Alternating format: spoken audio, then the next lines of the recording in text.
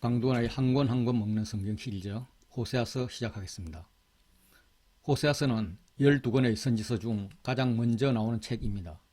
12권의 소선지서에서 나오는 책의 순서는 어떻게 정해졌을까? 분량으로 정해진 것은 아닌 것 같습니다.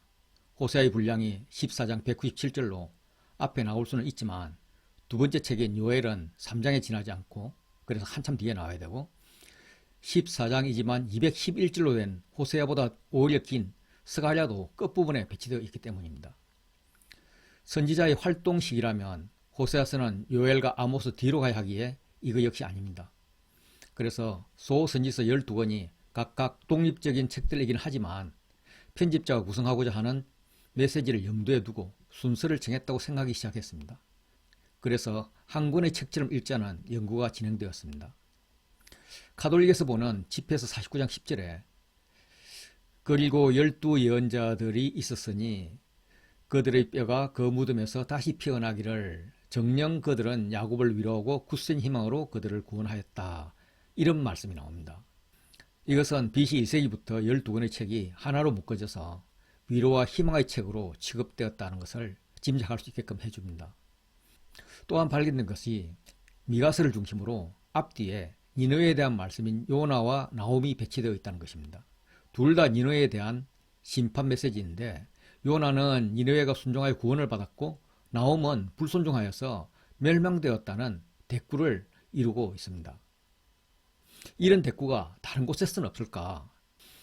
호세아를 보더라도 호세아가 이스라엘이 하나님과 언약을 깨뜨렸음에도 불구하고 하나님이 사랑하신다는 내용이 나오고 말라기 역시도 하나님과의 언약이 깨뜨려졌음에도 불구하고 회복되는 하나님의 사랑이 나와서 대꾸를 이루고 있습니다.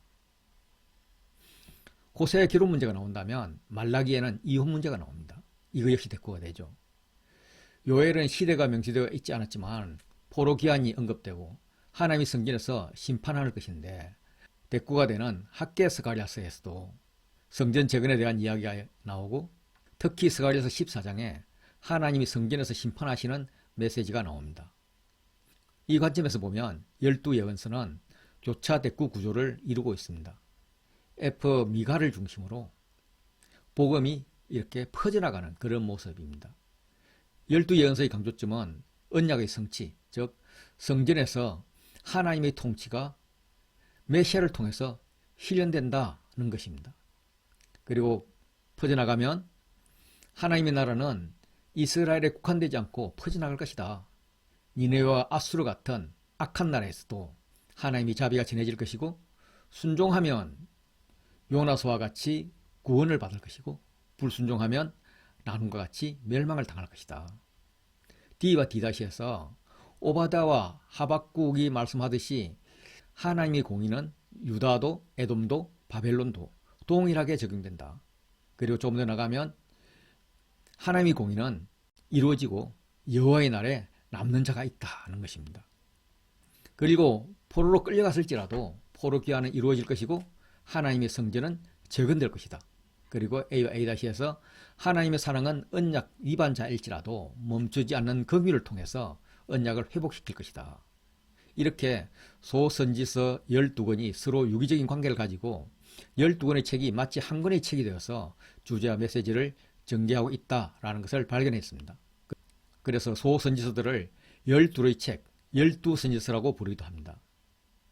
12선지서에서 가장 먼저 등장하는 호세아는 서론의 역할을 합니다. 호세아서는 소선지서를 읽는 기준이 되며 호세아서를 이해하면 12선지서 전체를 이해할 수 있다고 학자들은 말하고 있습니다. 호세아서는 A.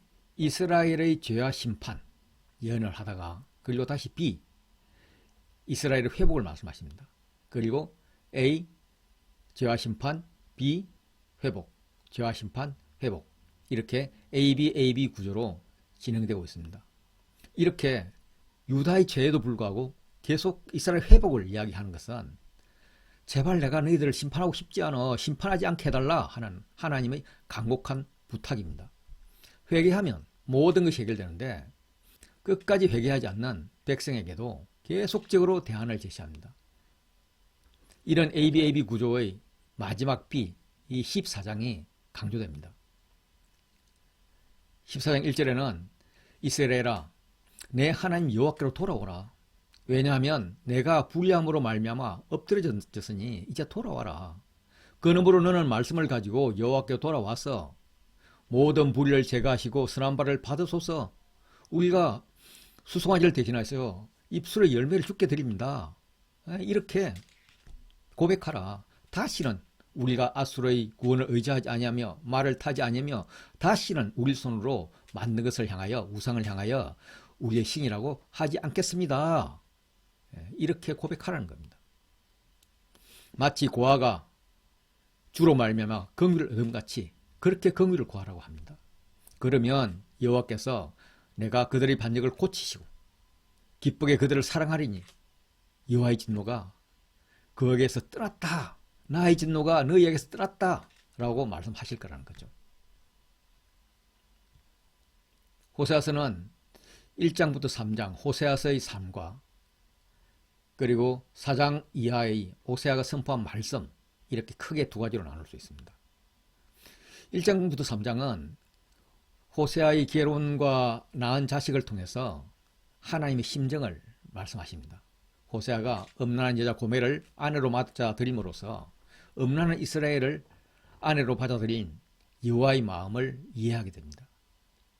이스라엘 국가, 그들의 어머니는 음행을 했고 이스라엘 자녀를 임신했던 자는 부끄러운 일을 행했는데 이는 나를 사랑하는 자를 따르겠다 하는 확고한 의지를 표명한 것인데 그 사랑하는 자는 하나님이 아니라 우상과 강대국이었습니다.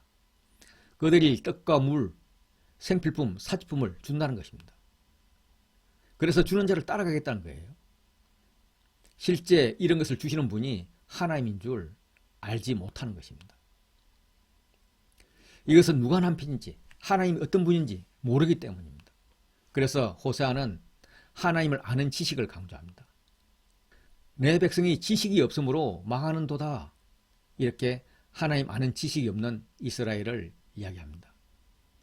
4장부터 14장은 호세아가 선포한 말씀입니다. 이스라엘은 하나님을 아는 지식이 없습니다. 왜 그들은 하나님을 알지 못할까?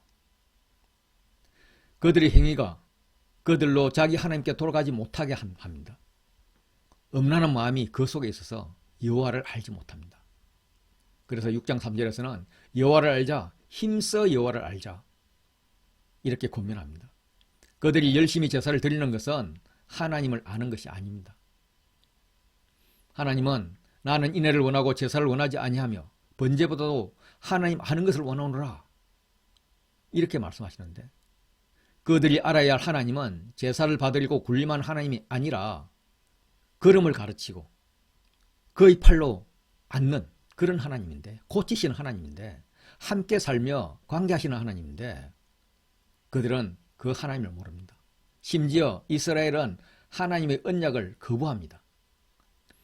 그들에 대해서도 하나님은 이스라엘이여 내가 어찌 너를 버리겠느냐. 하나님은 이스라엘을 버릴 수 없다고 탄식합니다. 그렇지만 버릴 수밖에 없는 상황을 왜 만드냐. 그래서 논쟁합니다. 하나님께서 돌아와서 인애와 정의를 지키라고 합니다. 하나님은 논쟁을 통하여서 이스라엘 죄를 고쳐주고 애를 썼지만 결국은 내어버려 두시게 됩니다. 그래서 논쟁의 결과 심판받는 이스라엘을 이야기합니다. 그러나 마지막으로 말씀하십니다. 너는 말씀을 가지고 여호와께 돌아오라. 여호와께 돌아와서 입술의 열매를 주게 되리라. 이렇게 애원합니다. 여호와께 돌아오면 여호와가 그들의 반역의 병을 고쳐주고 기쁘게 사랑하여서 그늘이 되어줄 것이다. 그를 돌아보면서 대답하기를 나는 푸른 잣나무 같으니 내가 나로 말미암아 열매를 얻으리라. 이렇게 말씀하실 거라는 겁니다. 그런데 문제는 누가 지혜가 있어서 이런 일을 깨달으며 누가 총명이 있어서 이런 일을 알겠느냐는 거죠. 너희가 깨닫고 너희가 이런 일을 하면 좋겠다. 여호와의 도에 넘어가지 말고 그 길로 다니면 좋겠다. 이런 말씀을 하시는 겁니다. 호세아는 우시아 때부터 요담, 아하스를 거쳐서 히스기야 시대의 사람입니다. 우시아 때를 우시아 말기로 보면 BC 750년부터 히스기야 왕의 촉이 약 710년까지 40년 정도 사역했던 것으로 추정할 수 있습니다. 이는 이사야에서 배경이 되는 이사야 1장 1절에 나오는 왕들과 같습니다. 이사야 1장 1절도 유다 왕 우시야와 요담과 아하스와 히스기야 시대에 이렇게 시작을 합니다. 이 기간 북이스라엘은 여로보암 2세로부터 스가랴, 살룸, 머나임, 버가히야, 베가, 호세아 이렇게 여러 명이 통치를 했는데 호세아에서는 요아스의 아들 여로보암만 언급을 하고 있습니다. 호세아는 북이스라엘의 예언자인데 왜 남유다 우시아부터 요담, 아하스, 히스기야까지 모두를 언급하면서 이 시기에 북이스라엘에 있던 왕들은 언급하지 않는가? 왜 북이스라엘 왕들보다 남유다의 왕들을 먼저 언급하는가? 이런 의문에 대해서 이것은 호세아의 예언이 남유다에도 의미가 있다. 그리고 이사야서를 염두에 두고 있다. 이것을 암시하고 있습니다.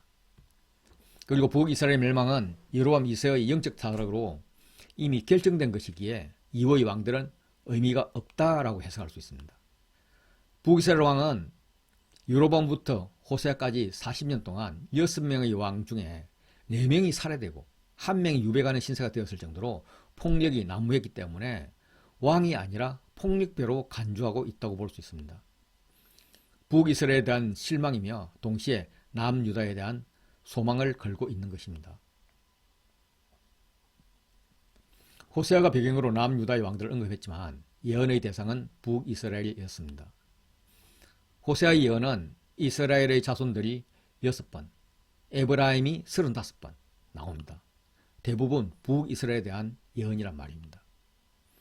호세아는 북이스라엘의 예언자입니다.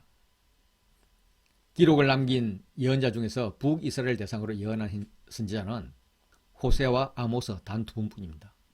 아모스가 남유다 출신으로서 북이스라엘에 가서 예언을 했다면 호세아는 북이스라엘 출신으로서 북이스라엘에 대해서 예언한 것입니다.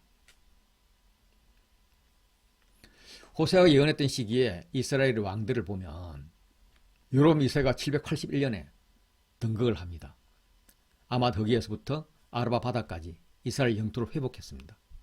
남유다의 우시아와 함께 이스라엘의 전성기를 누렸습니다.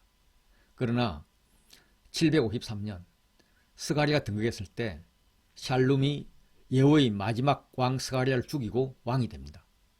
그러나 샬룸은 1개월을 버티지 못하고 머나하임에 의해서 제거됩니다.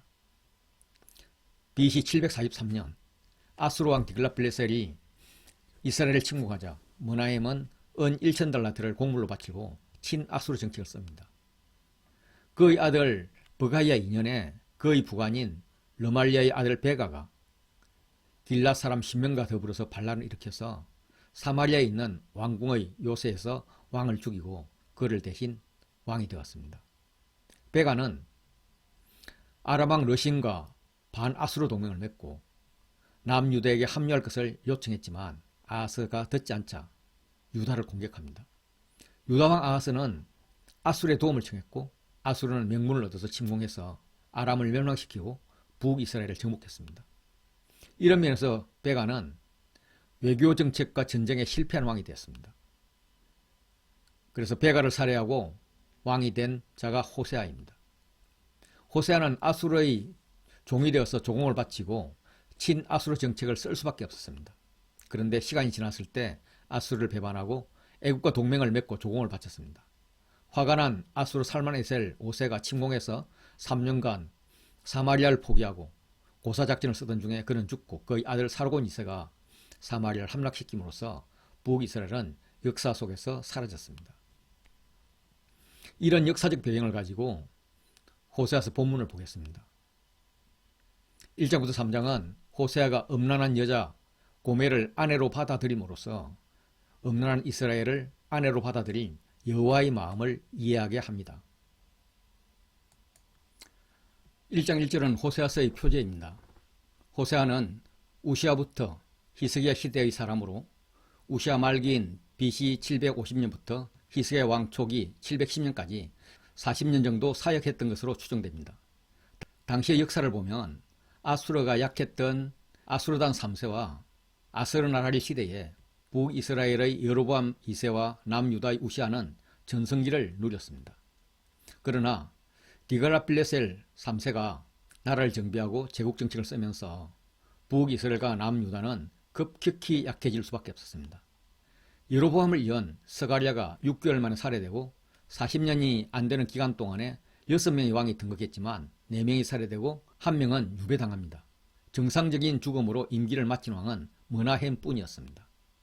남유다는 북이스라엘보다는 조금 상황이 좋았지만 요담과 아하스 그리고 히스기야의 통치 초기에 상황이 많이 어려웠습니다. 그런데 히스기야가 위기 가운데에도 강대국을 찾지 않고 하나님을 찾음으로써 강대국으로 전환됩니다. 하나님이 하루아침에 아수르군 18만 5천 명을 죽이고 아수르를 퇴각하게 합니다. 호세아가 많은 사람이 아는 유명한 선지자가 되었을 때 황당한 명령을 한 것입니다. 명령이 뭐냐 하면 너는 가서 음란한 여자를 맞이하여 음란한 자식을 낳아라. 그 이유는 이 나라가 여호와를 떠나 크게 음란하였기 때문이다 하면서 음란이 반복되고 있습니다. 음란한 여자는 3절에 고멜이라고 이름을 밝힙니다. 그녀는 아마도 결혼하기 전부터 장녀의 삶을 살고 있었을 것입니다. 또한 음란에 대한 설명이 여호와를 떠난 음란입니다. 우상숭배로 볼 수 있습니다. 1장 2절 이후 구조는 호세아와 고멜, 호세아와 고멜 그 사이에 여호와 이스라엘 관계가 있는 이런 ABA 구조, 샌드위치 구조를 가지고 있습니다. 1장 2절부터 2장 1절까지 호세아와 고멜 부분은 다시 A 절망으로 시작을 했지만 A 다시 소망으로 끝이 납니다. 이 절망과 소망 사이에 하나님은 이스라엘 죄로 인해서 아들, 딸, 아들 이 3명의 자녀 이름과 같이 심판을 하십니다. 고멜이 아들을 낳았을 때 하나님께서 그의 이름을 이스르엘이라고 짓게 했고 이스라엘을 피와 활과 연결시켰습니다. 이후 예후가 요람과 이세벨 그리고 아합 집안을 살해한 곳도 이스라엘입니다. 고멜이 또 임신하여 딸을 낳았는데 그 이름을 로루아마 긍휼이 없다, 사랑받지 못한다, 용서하지 않겠다는 의미로 지으라고 하십니다. 여호와 이스라엘 관계가 깨어졌고 하나님의 백성이라는 정체성은 하나님이 인정하지 않으시는 것입니다. 이스라엘로서는 정체성과 자부심에 충격을 받은 것입니다. 고멜이 로루하마를 젖댄 후에 또 임신하여서 아들을 낳았습니다. 너희는 내 백성이 아니요 나는 너희 하나님 되지 아니할 것이다, 이런 의미를 부여하고 있는 로암미입니다. 그들을 하나님의 백성으로 삼지 않을 것이라는 강력한 경고가 있습니다. 이것은 출애굽에서 했던 그 언약이 무너집니다. 그러나 호세아서 1장 10절로 가면은 그러나 하면서 주제의 거의 급반전이 일어납니다. 이스라엘 자손수가 바다의 모래같이 되어서 헤아릴 수도 없고 셀 수도 없을 것이며 전에 그들에게 이르기를 너희는 내 백성이 아니라 한 그곳에서 그들에게 이르기를 너희는 살아계신 하나님의 아들들이라 할 것이라. 이렇게 하나님의 아들들로 회복시키는 것입니다. 정리하면 1장 4절에서 이스라엘에게 심판을 선포하셨습니다. 그러나 1장 7절에서 유다를 구원하시겠다고 합니다. 1장 10절에서 이스라엘의 구원을 말씀하십니다. 유다와 이스라엘이 모여서 한 우두머리를 세우고 이스라엘 나라를 회복할 것입니다. 호세아의 아이들은 이제 성장하여서 어미 고멜에 대해 평가할 수 있을 정도로 나이가 들었습니다. 그때 고멜이 또 가출했습니다.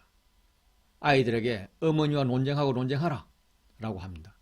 논쟁은 고소하고 소송을 제기하는 말입니다. 아이들을 판사로 해서 아내를 소송하는 것입니다.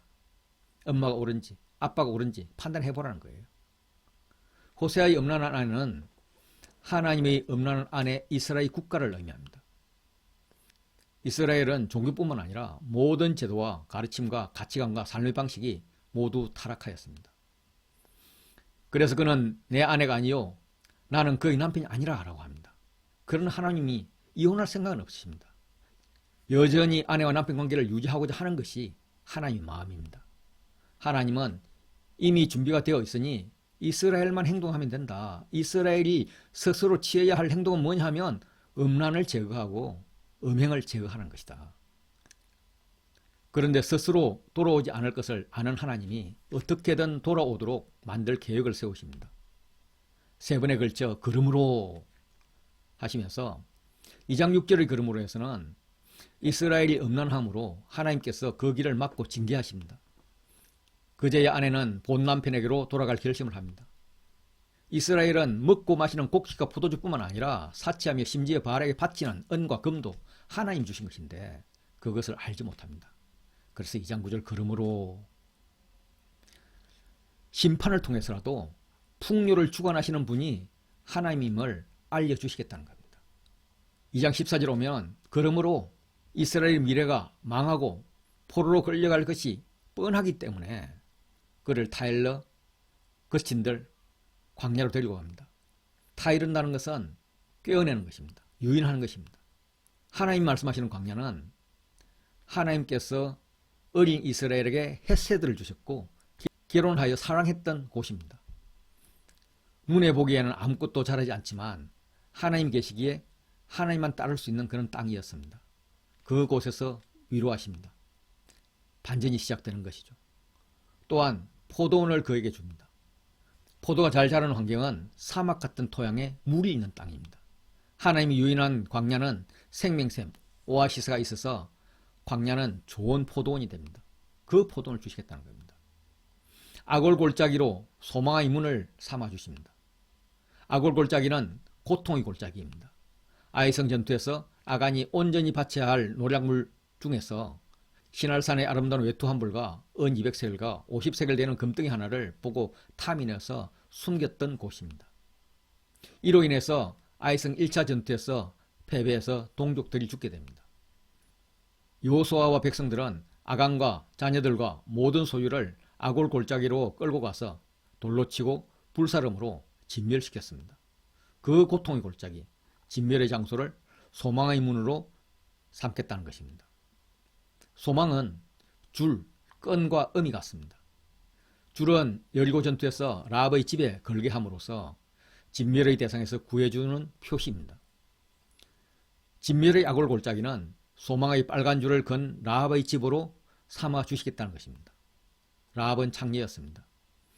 호세아의 아내 고멜도 창녀로 보입니다. 이스라엘도 영적 창녀입니다. 이들에게 소망, 즉 구원을 주십니다. 삼아 주시는 거죠. 구원받을 자격은 없지만 구원받을 자격이 있다고 여겨주십니다. 거기서 응대하기를 어렸을 때와 같이 애굽 땅에서 올라오던 날 같이 하겠다 합니다.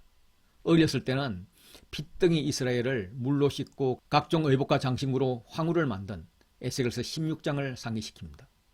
애굽에서 올라오던 날은 출애굽에서 하나님이 내 백성이라 부른 그 말씀을 기억나게 합니다.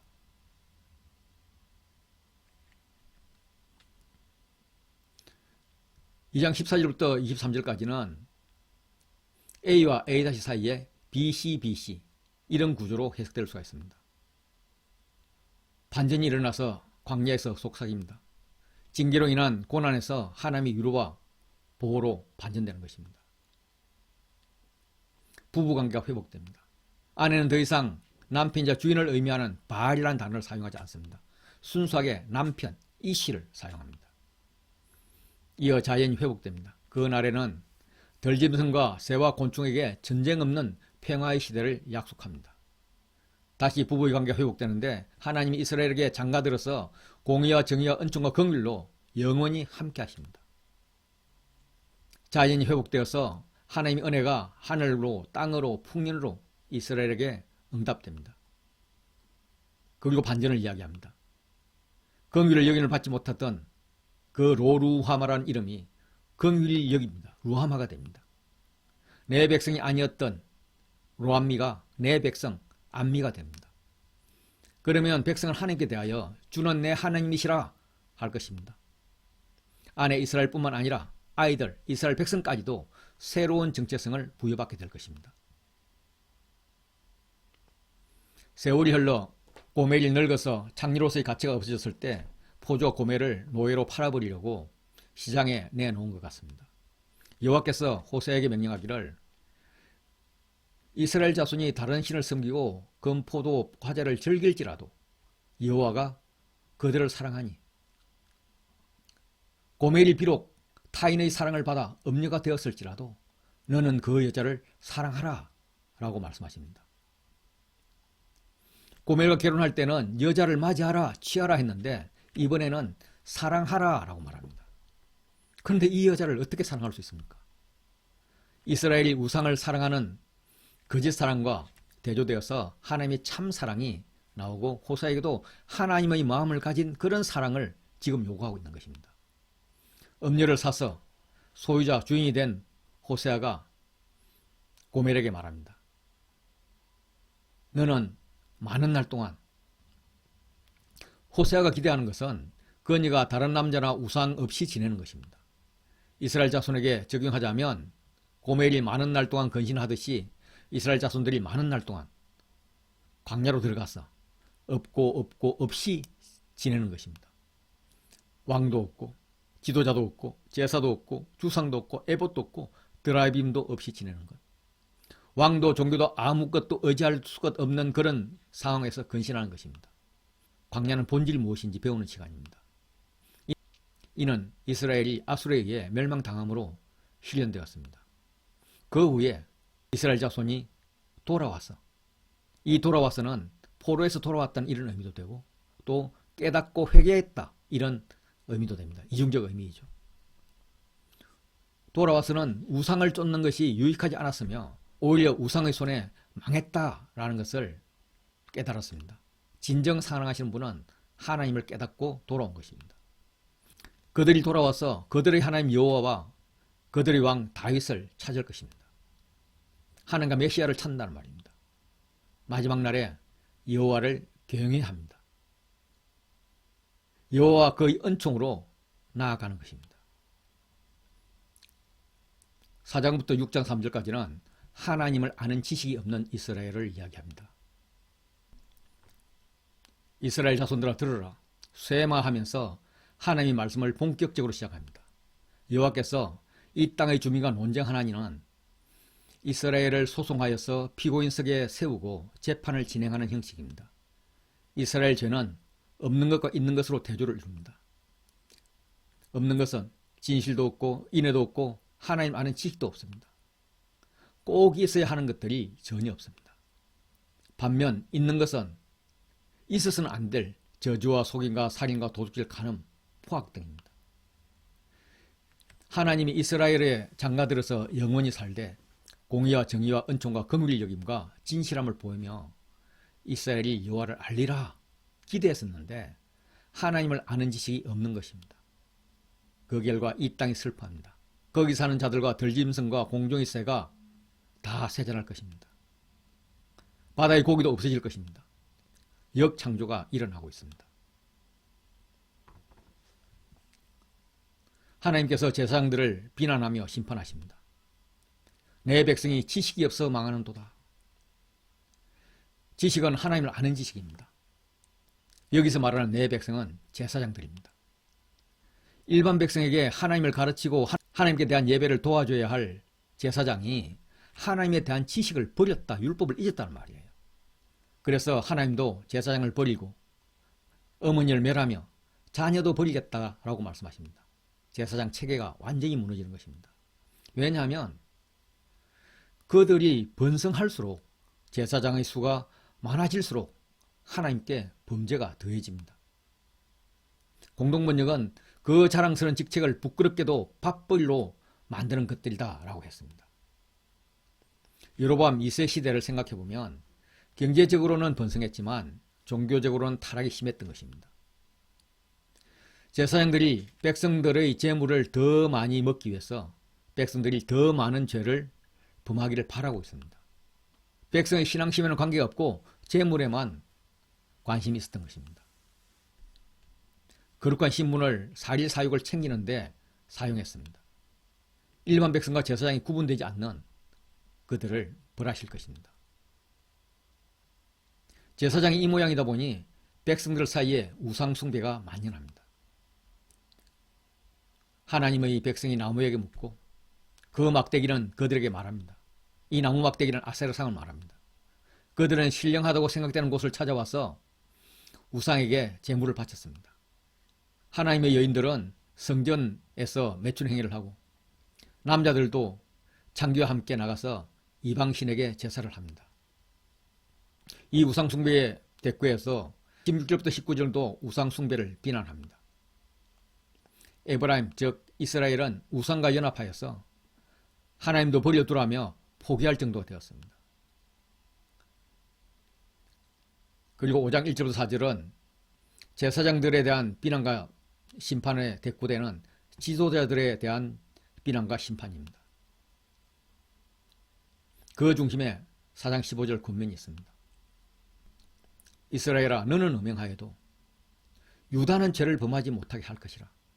북이스라엘의 타락의 영향이 남유다에게 미치지 않도록 하라고 합니다. 동시에 남유다에게 이스라엘의 음행과 그 결과를 잊지 말라고 호소합니다. 이스라엘은 길갈이나 베델 등 고대 성지들을 부지런히 쫓아다니면서 복을 구했습니다. 툭하면 여호와의 사심을 두고 맹세했습니다. 너희는 길갈로 가지 말며 벳아웬으로 올라가지 말며 여호와의 사심을 두고 맹세하지 말지니라. 이제 그런 행위는 그만두라는 것입니다. 호세아서 5장은 이스라엘의 실상과 심판, 죄악 고발, 심판 선포, 이게 A, B, C 한 번, 또다시 A, B, C 한 번, 두 번 반복되고 있습니다. 이스라엘의 실상은 제사장이든 백성이든 왕족이든 패역자가 되어서 살육의 죄에 깊이 빠져 있습니다. 그 죄악상의 고발을 보면 하나님은 에브라임을 아십니다. 그러나 이스라엘은 여호와를 알지 못합니다. 이스라엘은 하나님께 숨김이 되지 못하는데 그들은 마음속에 음란을 가지고 있습니다. 하나님 판결하십니다. 에브라임아 이제 내가 음행을 하였구나. 그래서 이스라엘은 자기의 하나님께 돌아가지 못하게 되었다라는 거예요. 이스라엘이 더러워졌습니다. 회개는 항상 가능합니다. 이론적으로는요. 회개하면 하나님께 나아갈 수 있지만 그러나 타락과 부패의 노예가 되면 회개가 현실적으로 불가능해집니다. 출애굽 10장에서 바로는 마음이 완악해서 하나님의 명령을 거부했습니다. 재앙의 강도가 더해지자 이제라도 하나님의 명령을 듣고 싶은데 들어야 하겠는데 하나님께서 바로의 마음을 완악하게 하십니다. 그 완악이 습관화되니 하나님 말씀만 들어도 무조건 거부하게 된다는 말입니다. 차마 수용할 수 없는 상태가 되어서 그대로 망하게 되는 것입니다. 현재 이스라엘이 그렇습니다. 지금 회개할 능력이 없을 지경까지 더러워졌다는 겁니다.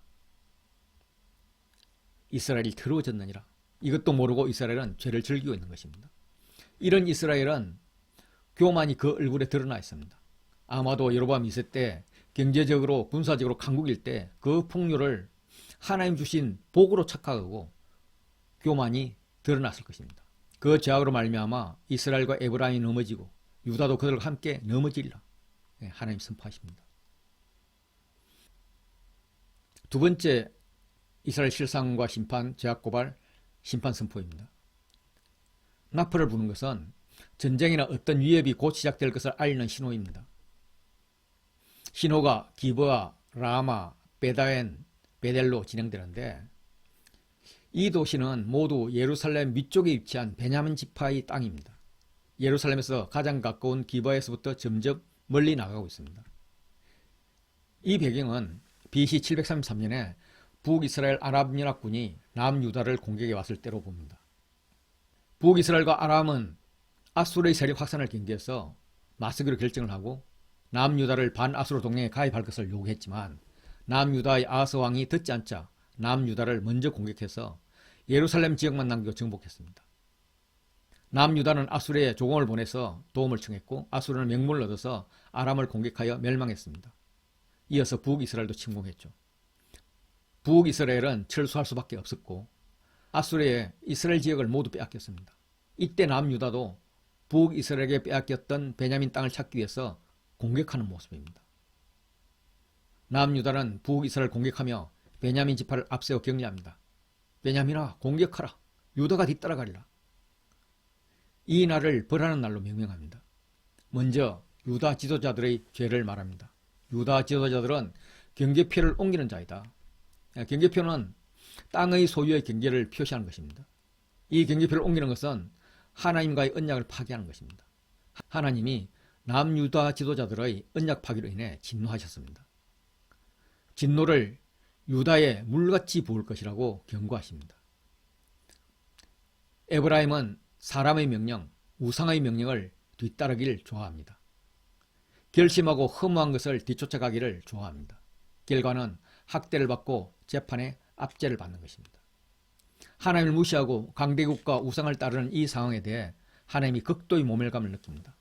아브라함에게는 어류를 갉아먹는 좀 같으며 유다족 속에게는 썩이는 곰팡이 같다고 느끼시는 것입니다. 에브라임이 자기의 병을 깨달으며 유다가 자기의 상처를 깨달았습니다. 환난으로 인해 위기를 깨달은 것입니다. 그렇다면 하나님께 나아가서 치유를 부탁드려야 합니다. 그런데 에브라임은 아수르에 가서 야렙 왕에게 사람을 보냈습니다.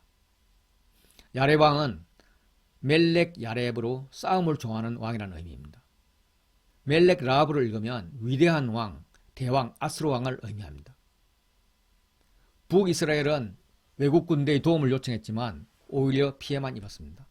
하나님이 북이스라엘에게 좀 같고 유다족 속에 썩이는 것 같다고 그렇게 인식되었지만 실상은 하나님이 북이스라엘에게는 사자 같고 남유다에게는 젊은 사자와 같습니다.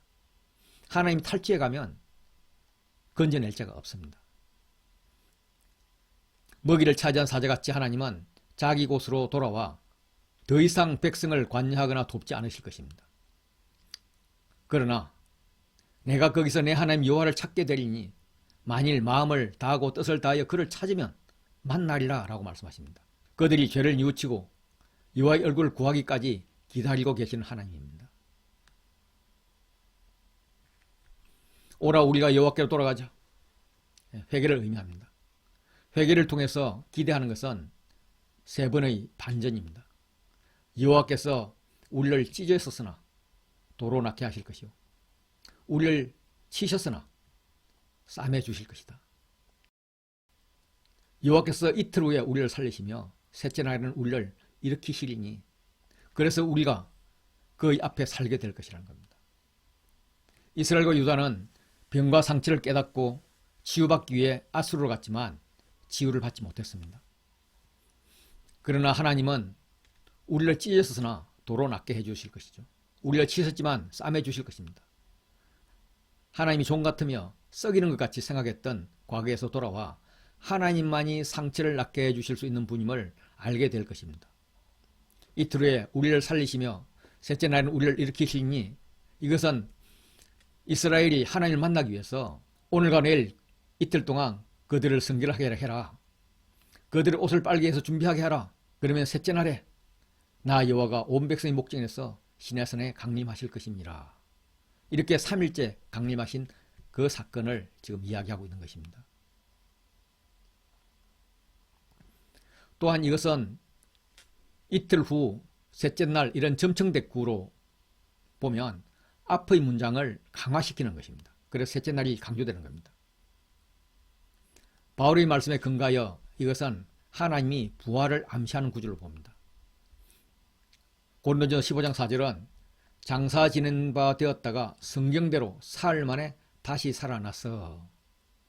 성경대로라고 했는데 구약에서 3일 만에 부활했다는 것을 암시하는 말씀이 여기가 유일하기 때문에 이 말씀이 부활을 암시하는 구절을 봅니다. 예수님도 호세아가 말씀한 셋째 날을 염두에 두고 말씀하시기도 했습니다. 인자가 죄인의 손에 넘겨져서 십자가에 못 박히고 제3일에 다시 살아나야 하리라. 고대 근동 사람들은 사람이 죽으면 영이 3일 동안 시체 주변을 맴돌다가 3일 지나면 영들이 사는 곳으로 간다고 믿었습니다. 그렇기 때문에 3일째 회복은 완전히 죽은 자를 살렸다는 의미가 됩니다. 가나안 신화에는 바알이 모트에 의해서 죽으면 건기가 시작되고 바알의 아내 아낫의 도움으로 모트를 죽이고 바알이 부활하면 다시 비가 옵니다. 그러나 하나님 나라의 회복은 이렇게 기계적으로 진행되지 않습니다. 회개할지라도 필요한 것이 있습니다. 그것은 우리가 여호와를 알자. 힘써 여호와를 알자입니다. 여호와를 아는 것이 중요하기에 여호와께 돌아가자 하는 것은 한 번 나오지만 여호와를 알자는 두 번 나옵니다. 힘써를 붙여서 나옵니다. 여호와를 아는 지식은 객관적인 지식과 주관적인 지식이 있습니다. 객관적 지식을 위해서 성경을 연구해야 되고 주관적 지식을 위해서 하나님과 개인적, 인격적 만남을 통해서 배워야 합니다. 이런 적극적인 배움이 있으면 그의 나타나심이 새벽빛같이 어김이 없을 것입니다. 반드시 찾아옵니다. 비와 같이, 땅을 적시는 늦은 비와 같이 우리에게 임하실 것입니다. 꼭 필요한 때에 찾아오실 것입니다. 6장 4절부터 12장 1절까지는 하나님의 언약을 버린 이스라엘을 이야기하고 여호와께 돌아가자, 여호와를 힘쓰자 했던 6장 1절부터 3절은 하나님께서 백성들에게 듣고자 하는 기도문이었습니다. 백성에게 이런 고백을 원하셨습니다. 그런데 문맥상 5장의 경고를 들은 이스라엘 백성들이 6장 1절부터 3절에서 회개했지만 이것이 오래가지 못한 듯합니다. 이어지는 6장 4절에서는 에브라임아 내가 내게 어떻게 하랴, 유다야 내가 내게 어떻게 하랴, 너희의 인애가 아침 구름이나 쉬 없어지는 이슬 같도다. 회개의 고백을 하고 돌아왔지만 그래서 제사를 드리는 듯 했지만 문제는 인애가 금방 없어져 버린다는 것입니다. 그들은 4장 1장에서 이 땅에는 진실도 없고 인애도 없고 하나님 아는 지식도 없고 하면서 질책을 받았던 자들입니다. 하나님이 원하시는 것은 나는 인애를 원하고 제사를 원하지 아니하며 번제를 원하는 것도 아니고 하나님을 아는 것을 원한다 라고 말씀하십니다. 이 교차대구 구조로 보면 하나님을 아는 것은 인애, 헤세드, 사랑입니다. 이 말씀은 예수님에 의해서 두 번 인용이 됩니다. 예수님께서 마태를 제자 삼으신 후 마태의 집에서 음식 잡수실 때에 많은 세리와 죄인들과 함께 앉았습니다. 바리새인이 보고 제자들에게 따지기를 너희 선생은 어찌하여 세리와 죄인과 함께 잡수시느냐 했을 때 예수님께서 건강한 자에게는 의사가 필요 없고 병든 자에게라야 쓸데있다 하시면서 하신 말씀이 너희는 가서 내가 긍휼을 원하고 제사를 원하지 아니하노라 하신 뜻이 무엇인지 배우라 이렇게 말씀하셨습니다. 안식일에 밀밭 사이로 가면서 제자들이 배고파서 이삭을 잘라 먹는 것을 바리새인들이 보고 안식일 하지 못할 일을 했다고 시비를 걸어왔습니다. 예수님은 다윗이 사울에게 쫓겨갈 때 배가 고파서 제사장만이 먹을 수 있는 진설병을 먹었다는 이야기를 하면서 음식법보다 성전법이 더 크고 성전법보다 안식일법이 더 큰데 예수님은 안식일법을 만드시는 분이다 라는 논리를 말씀하면서 안식일법을 만드신 안식일의 주인 하나님은 자비를 원하고 제사를 원하지 않는다 라고 말씀하셨습니다. 주님이 주시는 가장 큰 법은 인애, 사랑이라는 것입니다. 그런데 그들은 하나님과의 언약을 어기고 반역하고 있습니다. 힘없고 약한 자들을 폭력으로 착취하고 제사장마저도 이들의 폭력과 살인에 동조하고 있습니다. 하나님께서 가정한 일, 못 볼 일을 보셨습니다. 그래서 심판이 예고되는 것입니다. 7장의 구조는 A, 이스라엘 악으로 인해서 A- 이스라엘에게 내릴 화를 말씀하십니다. 그 이유는 그들의 정치가 화덕까지 타락됐다는 겁니다. 그들의 외교가 뒤집지 않는 전병같이 타락했다는 것입니다. 하나님은 자기 백성의 운명을 회복으로 바꾸려 할 때마다 이스라엘을 치유해 주려 할 때마다 한계를 느낍니다. 용서를 결정하고 시행하려 하면 또 이스라엘은 죄를 짓고 있는 것입니다. 거짓말하고 안으로는 도둑질, 밖으로는 노략질, 하나님 면전에 버젓이 악을 행하는 것입니다. 그들의 안중에는 하나님이 없습니다. 오직 왕과 지도자를 기쁘게 하기 위해서 악과 거짓말을 행합니다. 왕과 지도자들이 하나님 대신 강대국을 통해 안녕과 희망을 찾으려 했던 까닭은 제사장들이 여호와의 이름을 가진 온갖 우상들을 제공하고 거짓말로 아침했기 때문으로 보입니다. 하나님은 그들을 과자 만드는 자에 의해 달궈진 화덕이라고 정의합니다. 늘 달궈 놓은 화덕과 같이 왕의 잔칫날에 지도자들이 술에 벌겋게 취하게 돼 있고 왕은 그런 오만한 자들과 야합합니다. 그들이 술을 마시면서 하는 일이 무엇일까?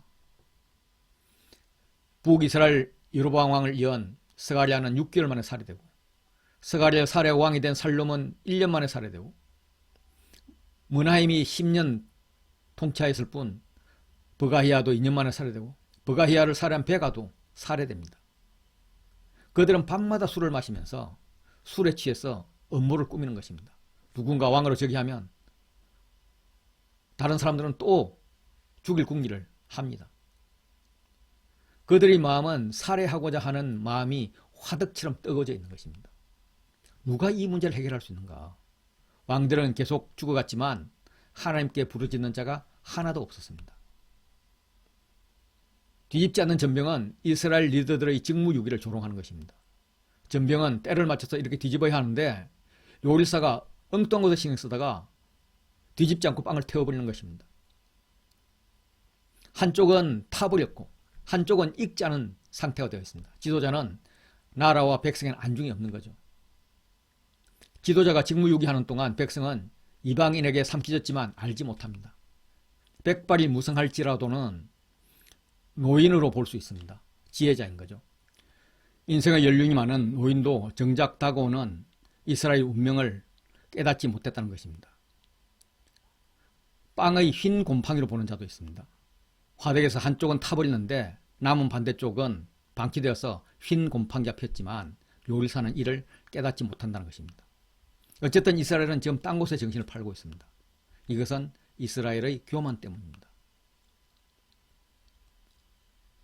교만한 이스라엘의 실상은 어리석은 비둘기같이 지혜가 없습니다. 그래서 애굽에 붙었다 아수르에 붙었다 갈팡질팡합니다. 이는 이스라엘의 잘못된 외교 정책을 조롱하는 것입니다. 리더들은 직무유기뿐만 아니라 무분별하게 외국의 도움을 청합니다. 그러면서도 하나님은 찾지 않습니다.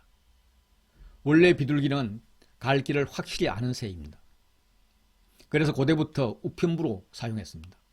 이스라엘 리더들은 어리석은 비둘기로 갈 바를 알지 못하고 갈팡질팡하는 것입니다. 하나님께로 가야 하는데 하나님을 떠나 애굽으로 갔다가 아수르로 갔다가 갈팡질팡하고 있는 것입니다. 북이스라엘 마지막 호세아는 아수르를 등에 입고 반란해서 베가를 죽이고 왕위를 차지했습니다. 그러나 4년 후에 아수르 조약을 파기하고 반아수르 친이집트 정책을 펴니다. 어리석은 비둘기인 거죠. 하나님은 이스라엘을 치료하려 애쓰지만 이스라엘이 하나님을 찾지 않고 더 강대국을 찾아 나서는 줏대없는 정책으로 상황을 점점 더 어렵게 몰아넣고 있는 것입니다.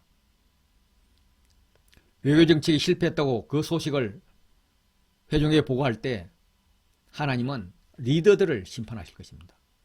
그물을 그 위에 쳐서 비둘기처럼 떨어뜨리고 전에 회중에게 들려준 대로 징계할 것입니다.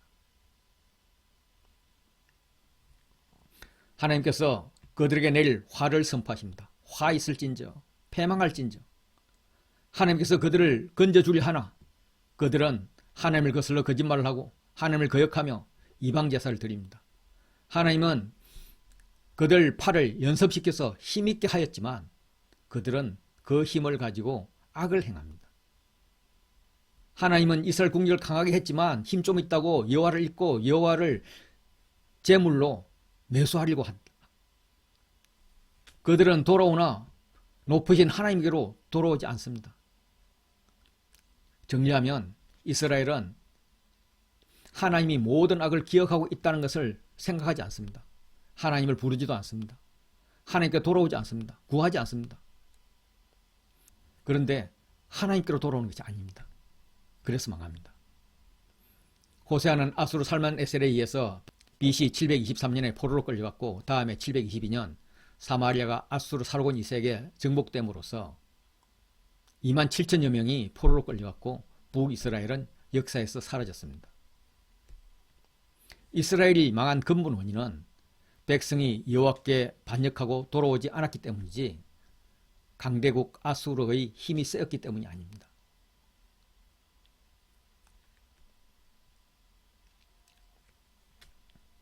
팔장은 교차대구 구조입니다. 인애를 원하고 하나님 아는 것을 원하는 여호와의 뜻과는 정반대로 강대국과 우상을 쫓아가는 이스라엘을 원수들이 독수리처럼 덮칠 것입니다. 독수리는 대표적인 부정한 새입니다. 부정한 새가 여호와의 집 성전에 안절히 하면 제사장들이 모든 일을 중단하고 나팔 불고 횃불 피우고 해서 이 부정한 새부터 쫓아냈습니다. 그래서 여호와의 집에서 나팔을 부르라고 지금 합니다. 이스라엘이 부정하게 됨을 경고하는 말입니다. 부정하게 된 이유는 이스라엘이 하나님의 언약을 어기며 율법을 범했기 때문입니다. 부정함을 먼저 처리할 것을 요구하고 있습니다. 독수리 이미지는 아수르입니다. 죽음이 있는 곳에 독수리가 모인다는 말씀을 보면 임박한 멸망을 의미합니다. 아수르가 이스라엘에 침략할 것이라는 경고가 되는 것입니다. 이렇게 급하게 되면 이스라엘이 하나님을 불러짖어야 됩니다. 나의 하나님이여 우리는 주를 아나이다 이렇게 해야 합니다. 그러나 여전히 풍류를 추구하며 이방 문화를 따르는 이 이스라엘, 이미 그들은 선을 버렸다 라는 평가를 받습니다. 이스라엘은 여로보암 2세가 죽은 후에 6왕이 세워졌지만 하나님께서 난 것이 아닙니다. 그들이 지도자를 세웠지만 한 번도 하나님과 상의하지 않았습니다. 그들은 금은을 기꺼이 내놓는데 우상을 만들기 위한 것입니다. 사마리아의 송아지같이 자신의 욕구와 요구를 들어줄 신을 만드는 것입니다. 하나님께서 산산조각 내버릴 것입니다. 이스라엘 행위는 의일습기 짝이 없습니다. 마치 바람을 심고 광풍을 거두는 꼴입니다. 하나님께서 모든 자연을 동원해서 곡식이 열매 맺지 못하게 할 것이며 혹 열매를 맺을지라도 이방인이 침략하여서 삼켜버릴 것입니다. 이 이방 사람이 삼키리라, 이것은 교차대국 구조의 중심에 있습니다. 그들은 불을 쫓아 하나님을 아는 척하며 하나님을 버렸지만 그들은 모든 불을 이방인에게 빼앗겨버릴 것입니다. 그들은 강대국을 쫓아갔지만 버림받은 그릇입니다. 열방에 의해 이용당하다 버림받을 것입니다. 열방은 그릇에 담긴 밥만 먹고 설거지는 하지 않은 채 그릇을 버려둔 것입니다. 홀로 떨어진 들러기가 되어서 아수르로 갔습니다. 아수르의 도움을 청했지만 오히려 침략당하고 수탈당했습니다. 이스라엘은 장녀가 되었는데 그 장녀는 돈을 받고 몸을 파는 것이 아니라 오히려 값을 주고 관계할 자를 얻는 그런 장녀입니다. 이스라엘 종교생활도 아이러니입니다. 죄를 용서받기 위한 제단의 수가 늘어갈수록 죄가 늘어갑니다. 위기 상황에서 이스라엘은 더 많은 제단을 만들어서 더 많이 제사를 드리면 더 잘하고 있다고 스스로 착각하는 것입니다. 왜냐하면 제단에서 우상 숭배, 성정문란이 이루어집니다. 싸구려 복음, 싸구려 은혜가 판매되고 있습니다. 기복신앙, 번영신학으로 막 흐르고 있습니다.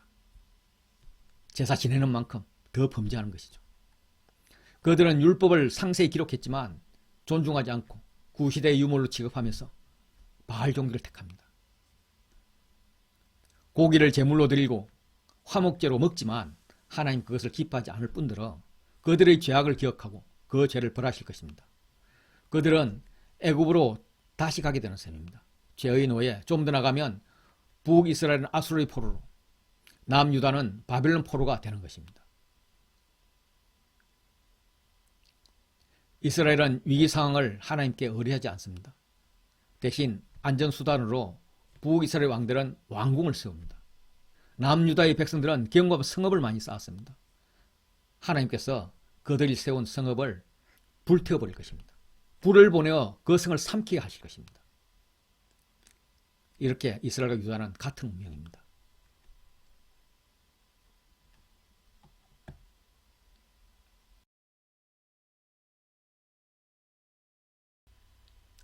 구장에서는 타작마당, 술털, 포도주 이런 단어가 나오는 걸로 볼 때에 9장 1절부터 9절의 배경은 포도 수확 후 초막절로 보입니다. 하나님은 이스라엘아 너는 이방 사람처럼 기뻐 뛰노질 말라 하시면서 추수하며 즐거워하는 모습에 찬물을 끼얹는 것입니다. 왜냐하면 그들은 이방과 같아지려고 이방의 방법으로 정치 종교가 변질되어 가고 있기 때문입니다. 절기에 음행을 하며 뛰놀고 있습니다. 이방과 같아지려고 노력한 결과 이스라엘은 기근을 당할 것이고 역출애굽해서 애국과 아수르에 포로되어 갈 것입니다. 특별히 아수르에서 더러운 것, 부정한 것을 먹게 될 것입니다. 이것은 신명기의 언약적 저주입니다. 참 선지자는 사람들이 싫어하는 말을 하기 때문에 어리석은 사람이요 미친 사람 취급을 받습니다. 선지자를 통해서 하나님의 말씀을 들어야 하는데 듣지 않는 것입니다. 하나님은 호세아를 선지자로 임명하셔서 에브라임을 지키는 파수꾼이 되게 하셨습니다. 파수꾼이 나팔을 불면 백성은 하던 일을 멈추고 적의 공격에 대비하는 등 대책을 수립해야 되는데 이스라엘은 파수꾼인 선지자의 경고가 못마땅하여 선지자를 해치려 합니다. 선지자가 가는 길목마다 덫을 놓았습니다. 하나님이 계신 집, 성전에서마저 선지자를 비방하고 원한을 품었습니다. 그들은 사사기에 나오는 기브아 시대같이 심히 부패하였습니다.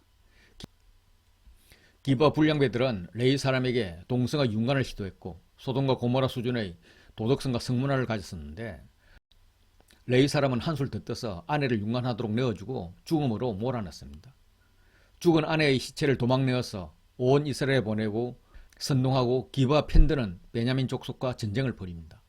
베냐민이 멸족 위기에 이르자 그들의 여자를 훔치게 합니다. 사람이 강자가 각기 소견이 오랜 대로 했습니다.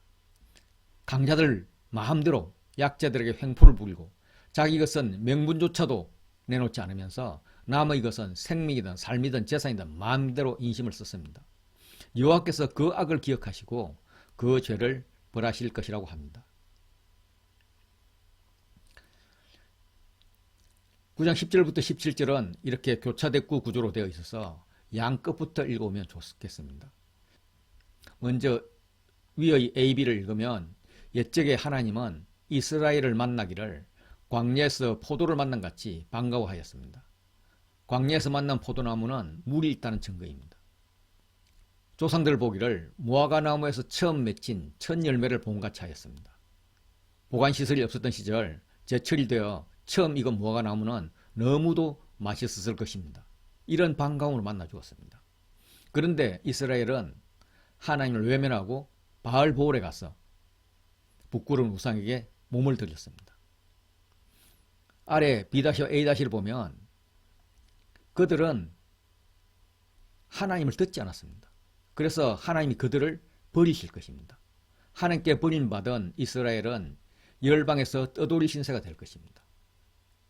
안으로 C와 C-를 보면 에브라임의 영광이 새같이 날아가 버릴 것입니다. 아주 빨리 순식간에 날아가 버려서 누구도 막을 수가 없습니다. 농작물이 기근이 옵니다. 그 뿌리가 마르고 열매를 맺지 못할 것입니다. 바알 숭배의 기대와는 정반대되는 결과입니다. 사람의 씨도 말려버려서 태의 기근이 옵니다. 혹시 아이를 낳을지라도 하나님이 태의 열매를 죽일 것입니다. 북이스라엘은 더 이상 미래가 없습니다. D와 D-를 보면 에브라임은 두로에 비교될 정도로 아름다운 곳에 살지만 타락하여서 두로와 같이 몰렉 제사를 드리고 자식들을 아수르에 죽게 할 것입니다. 또 이스라엘은 길갈에 비교됩니다. 길갈은 출애굽 백성이 요단강을 건너서 가나안에 입성하여 돌을 쌓아 기념한 곳이고 그곳에서 살례를 했고 길갈은 가나안 입성의 전진기지입니다. 수치를 씻은 곳입니다.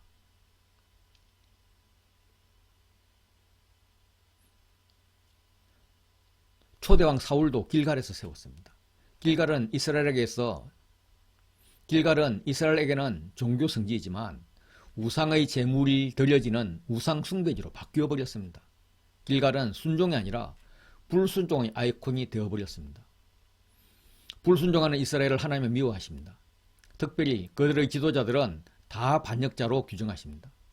사울을 버리신 것처럼 북이스라엘 지도자도 버릴 것입니다.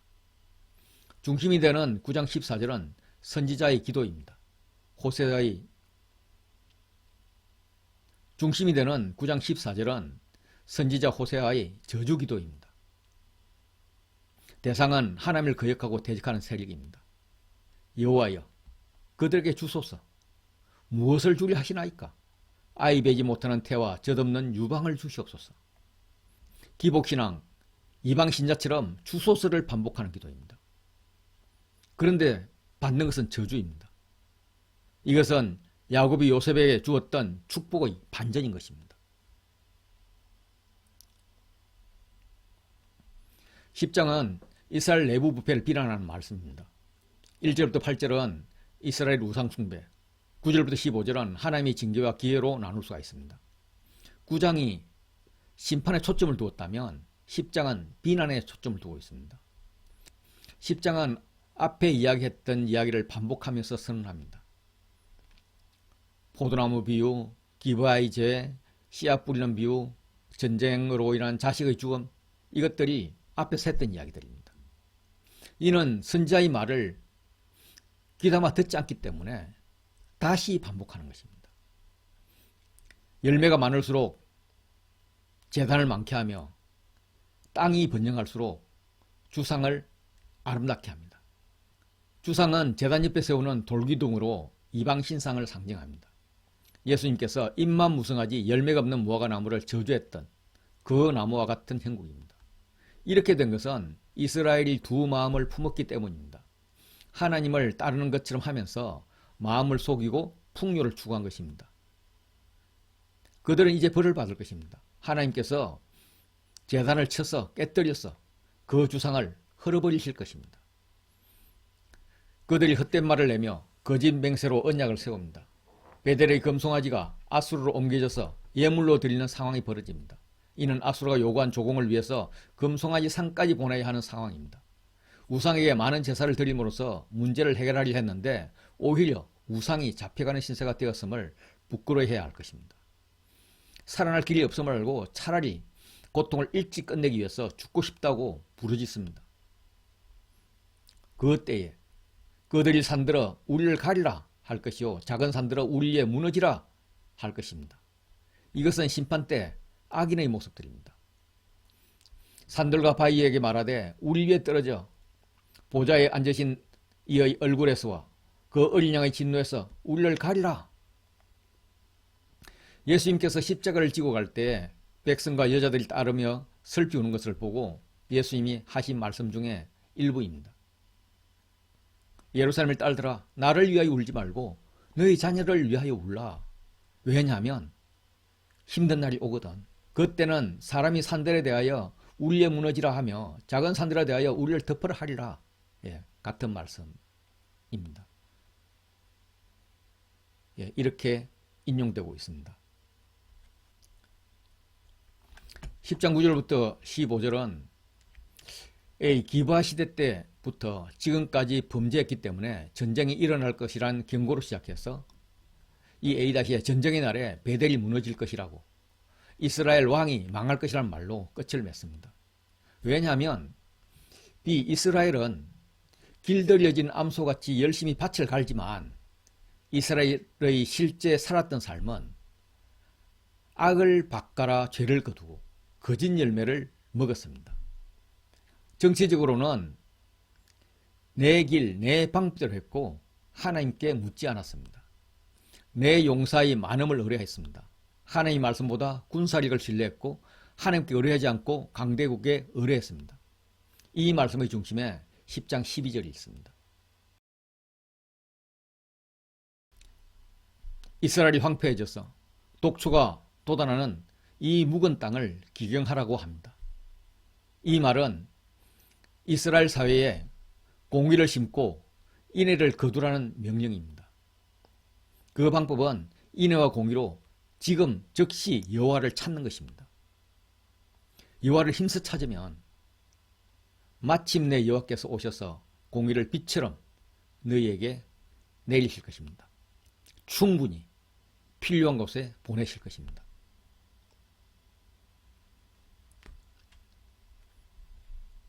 11장은 12장 1절까지 교차대구 구조로 말씀하십니다.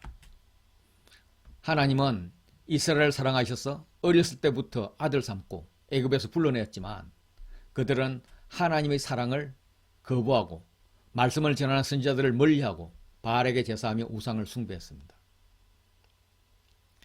이스라엘 족속은 늘 하나님을 거부했습니다. 에브라임이든 유다이든 하나님께 대한 정직함이 없었습니다. 흑파의 바람이 들어서 아수르와 애굽을 따라 거짓과 포악이 만연하였습니다. 그들은 애굽으로 돌아가서는 안 될 하나님의 백성인데 하나님께 돌아오기를 싫어하니 다른 강대국 아수르로 끌려가서 망할 수밖에 없었습니다. 이것은 BC 733년 아수르 디글라필레셀 3세가 이스라엘 북부를 공격하고 BC 722년에는 사르곤 2세가 사마리아를 함락시켜서 많은 백성을 포로로 잡아가고 일부 백성들은 애굽으로 피신하게 됩니다. 그러나 여호와 하나님은 그들을 애굽에서부터 새같이 자유롭게 아수르로부터 비둘기같이 제 갈 길을 찾아서 집으로 돌아오게 하겠다라고 말씀하십니다. 왜냐하면 하나님의 긍휼 때문입니다. 하나님이 절규하십니다. 에브라임이여 내가 어찌 너를 놓겠느냐, 이스라엘이여 내가 어찌 너를 버리겠느냐, 내가 어찌 너를 아드마같이 놓겠느냐, 어찌 너를 스보임같이 두겠느냐. 나의 긍휼이 온전히 불붙는 듯 하도다. 하나님은 이스라엘의 죄를 징계하고자 하는 마음을 돌이켜서 긍휼의 마음만을 온전히 불붙게 하셔서 그들을 구원하시는 것입니다.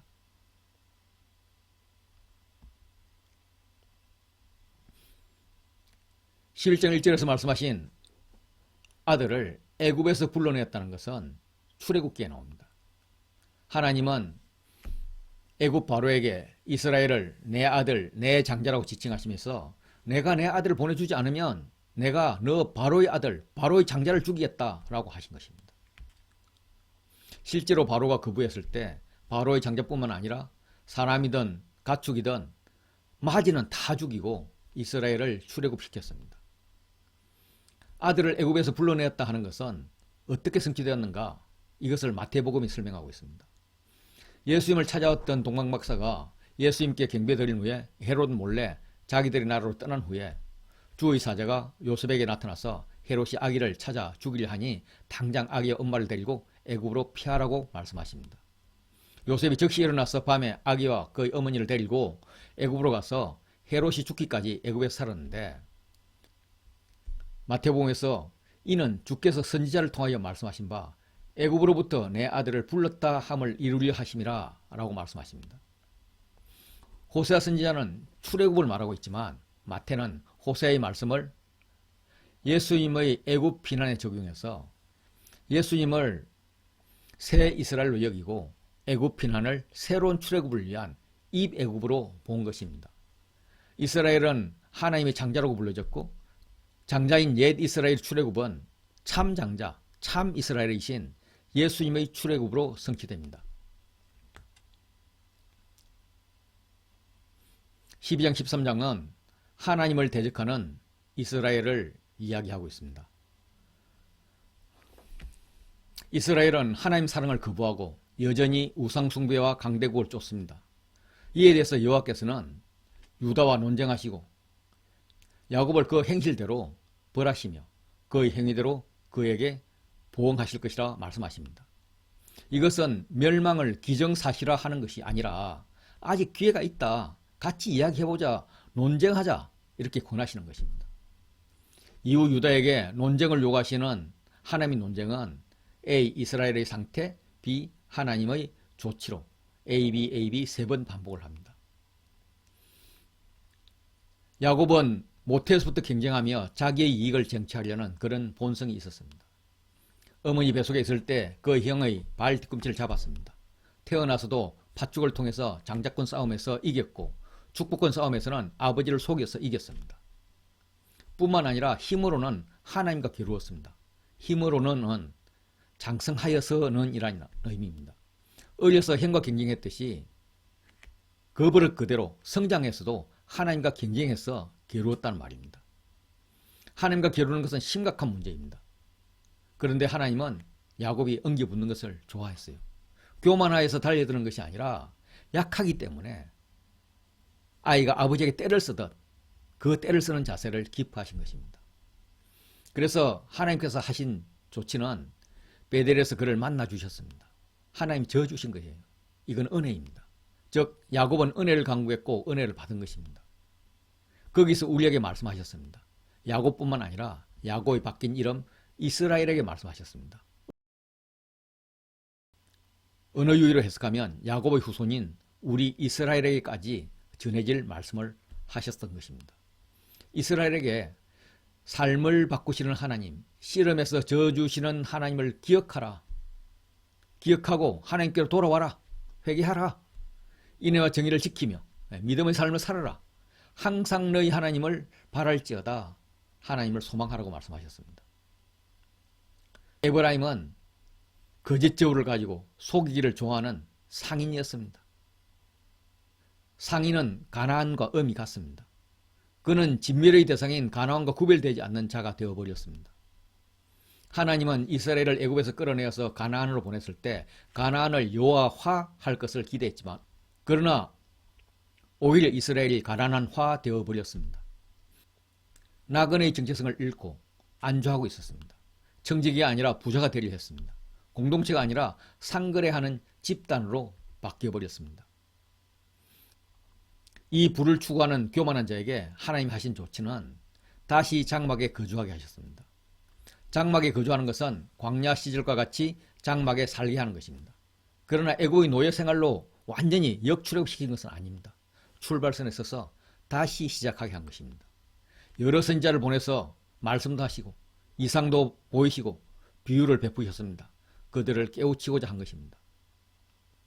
그러나 이스라엘 영적 상태는 길르앗과 길갈같이 불의하고 거짓되었습니다. 길르앗은 야곱이 도망갔을 때 라반이 쫓아와서 만난 곳입니다. 달신을 섬기던 라반과 전련한 곳입니다. 이어서 약복강가에서 하나님과 씨름했습니다. 그러나 호세아 시대의 길르앗은 악을 행하는 자의 고울이자 피 발자국으로 가득 찼습니다. 길갈은 여호수아가 요단강을 건너서 간 후에 강에 돌 12개를 가져와서 기념비를 쌓은 곳이고 길갈에서 할례하고 유월절도 지켰습니다. 엘리야 엘리사 시대에는 선지자 학교가 있었던 곳입니다. 그런데 이곳이 베델과 같은 배교의 중심지가 되어버렸습니다.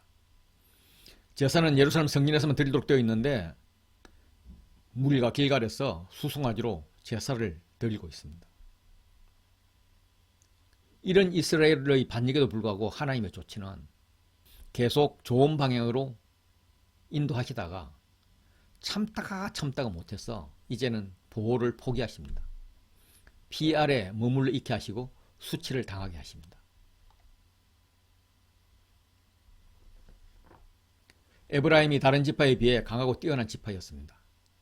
그가 말을 하면 사람들이 떨었다고 풍자를 합니다.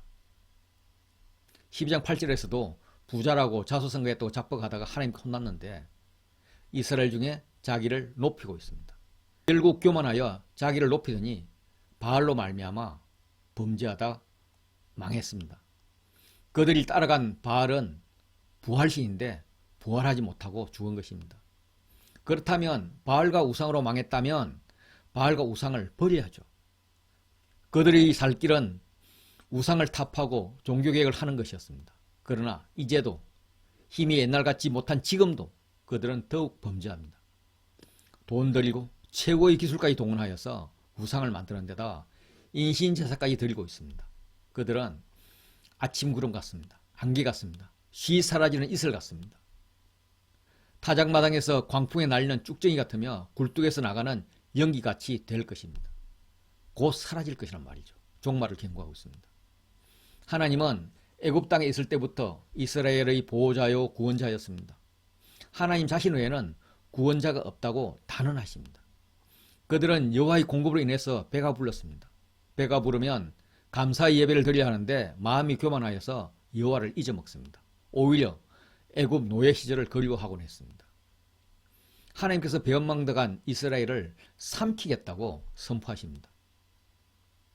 13장 3절에서 같은 예를 4번 반복했습니다. 아침 구름 같고 이슬 같고 쭉정이 같고 연기 같아서 금방 사라져 버릴 것이라고 했는데 지금 7절 8절에도 같고를 4번 사용합니다. 하나님이 사자 같고 표범 같고 새끼라는 곰 같고 암사자 같은 덜짐승처럼 이스라엘을 찢고 삼킬 것이라고 말씀하십니다. 이 네 덜짐승은 다니엘의 환상에 등장하는 세상 나라의 권세를 묘사합니다. 하나님께서 세상을 심판하실 때 사용한 도구입니다. 가장 가혹한 형태의 심판이 될 것입니다. 하나님께서 심판을 결정하셨는데 그럼 누가 이스라엘을 도울 것인가? 없습니다. 원래 이스라엘을 도와주는 분은 하나님이셨는데 이스라엘이 하나님을 대적하니 패망할 수밖에 없습니다. 그들을 구해줄 것이라고 기대했던, 그래서 달라고 해서 받았던 왕도 지도자도 하나님께 다 패하여 버렸습니다. 모두 죽을 수밖에 없는 그런 심판입니다. 해산한 여인에게 큰 고통이 오지만 뱃속의 아이가 때가 되어도 나오지 못합니다. 못 나오면 자기도 죽고 어미도 죽게 되는데 아이는 삶과 죽음의 긴박한 순간에 해야 할 일을 하지 않는 것입니다.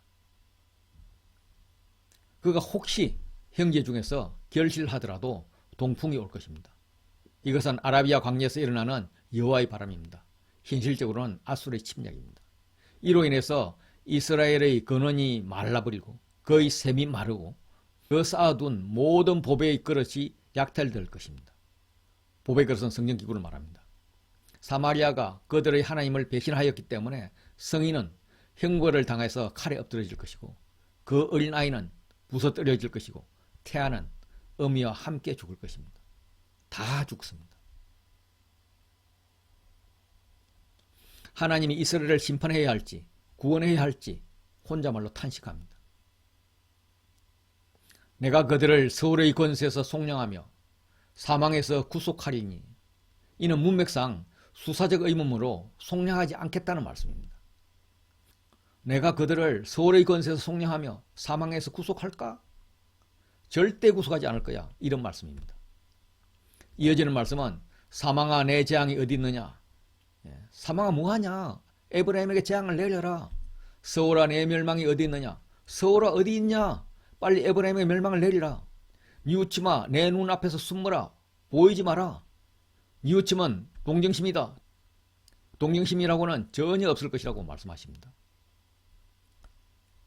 그런데 바울은 부활을 설명하면서 사망아 내 재앙이 어디 있느냐? 너에게는 아무 힘이 없다. 이렇게 해석을 하고 있습니다. 아까 제가 해석했던 것과 반대 방향이죠. 사망을 삼키고 이기리라. 사망아 너의 승리가 어디 있느냐? 사망아 내가 쏘는 것이 어디 있느냐? 그렇다면 이 13장 14절을 수사적 의문으로 읽을 것이 아니라 평서문으로 읽어서 긍정으로 보아야 됩니다. 이스라엘의 많은 문제에도 불구하고 나 여호와가 그들을 서울의 권세에서 속량하며 사망에서 구속하겠다. 사망아 내 재앙이 어디 있느냐? 너는 아무 힘이 없다. 서울아 내 멸망이 어디 있느냐? 너는 멸망시킬 수 없다. 나는 이를 후회하지 않을 것이다. 이렇게 됩니다. 학자들은 이 부분을 부정과 긍정 두 가지의 의미가 중첩되어 있다 생각하고 읽으라고 권합니다. 물론 이제 심판과 구원은 동전의 양면이죠. 하나님은 죄에 대한 심판을 말씀하지만 그의 긍휼은 회복과 구원을 암시하고 있습니다. 14장은 하나님께 돌아오는 이스라엘을 노래하고 있습니다. 14장은 형벌 뒤에 임할 복, 여호와께서 주실 복입니다.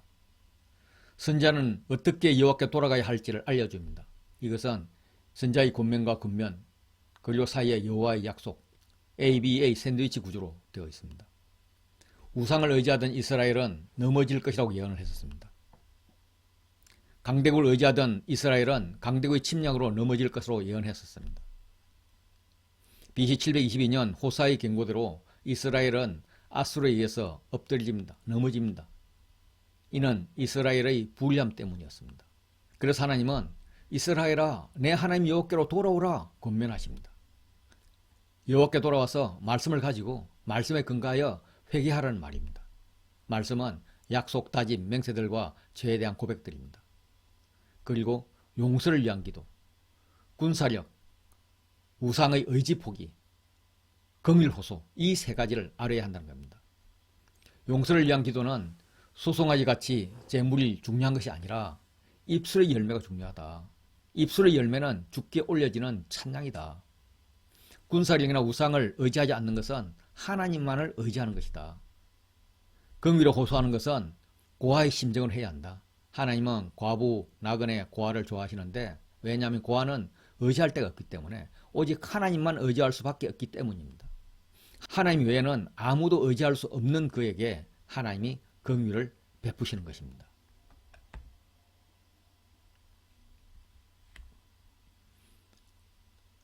백성의 고백을 들은 하나님은 진노에서 바로 입장을 바꾸십니다. 진노가 떠나갔으므로 내가 그들의 반역을 고치고 이제는 징계가 아니라 치유입니다. 틈만 나면 반역하고 돌아서는 그들을 치유해 주실 것이라 말씀하십니다. 기쁘게 그들을 사랑할 것이라 하십니다. 이어서 호세아 특유의 3의 행진이 진행됩니다. 내가 이스라엘에게 이슬 같으리니 그가 백합화같이 피겠고 레바논의 백향목같이 뿌리가 박힐 것이라. 가나안 지역에는 건기인 4월부터 10월까지 비가 오지 않습니다. 이동한 식물은 헐몬산 찬바람이 만든 이슬로 자라게 됩니다. 고대 사람들은 이슬의 출처가 신비하여서 신이 숨겨져 있다고 생각했습니다. 이슬은 하나님의 행하심, 생명과 소생하게 하는 힘의 표현입니다. 백합화는 아네모네 비슷한 이스라엘의 들꽃들입니다. 일시에 온 들판에 넓게 펴집니다. 백향목은 뿌리가 깊은 나무입니다. 뽑히거나 흔들리지 않게 깊이 뿌리를 박습니다. 6절에서는 그의 가지는 퍼지며 그의 아름다움은 감람나무 같고 그의 향기는 레바논의 백향목 같으리니, 가지는 땅에 나온 세 가지를 말합니다. 감람나무는 부와 건강의 상징이고 레바논의 백향목은 향기로 유명합니다. 그리고 7절에도 그 그늘 아래 거주하는 자가 돌아올지라. 그들은 곡식까지 풍성할 것이며 포도나무같이 꽃이 필 것이며 그 향기는 레바논의 포도주같이 되리라. 그늘은 하나님의 그늘입니다. 과거에는 풍요의 제사를 드리던 나무 그늘을 좋아했는데 이제는 여호와의 그늘로 돌아온 것입니다. 이스라엘은 이제 타민족을 위한 그늘이 될 것입니다. 이기적이고 폐쇄적인 이스라엘에서 탈피하여서 창세기 12장 1절부터 3절의 복의 근원이 되어서 땅의 모든 족속이 그들로 말미암아 복을 얻게 될 것입니다. 이스라엘은 더 이상 우상을 관계하지 않을 것이라고 맹세합니다. 내가 다시 우상과 무슨 상관이 있으리요? 이렇게 말할 것입니다. 하나님은 이스라엘을 돌아보아서 푸른 잣나무같이 열매를 얻게 하실 것입니다. 이스라엘은 하나님을 아는 지식이 없습니다. 그래서 여호와를 알자, 힘써 여호와를 알자 이렇게 권면합니다. 이스라엘은 하나님의 언약을 버리고 하나님을 대적하지만 하나님은 이스라엘이여 내가 어찌 너를 버리겠느냐, 하나님은 못 버린다고 합니다. 그래서 그들에 대해서 하나님께 돌아오라, 말씀을 가지고 여호와께 돌아오라 애원합니다. 돌아와서 인애와 정의를 지키라고 합니다. 백성이 돌아오면 하나님께서는 그들을 돌아볼 것이고 응답할 것이고 늘 푸른 잣나무같이 있어서 열매를 제공해 주실 것입니다. 그런데 문제는 누가 지혜가 있어 이런 일을 깨달으며 누가 총명이 있어 이런 일을 알겠느냐라는 것입니다. 너 이스라엘밖에 없다. 제발 여호와의 말씀을 듣고 깨달아라. 의인의 공동체에 들어오라. 여호와의 도는 정직하니 의인은 그 길로 다니거니와 그러나 죄인은 그 길에서 걸려 넘어지리라. 너희가 여호와의 도에 넘어지지 말고 그 여호와가 주신 그 길로 다니는 자임이 좋겠다. 이게 하나님의 간절한 소원입니다.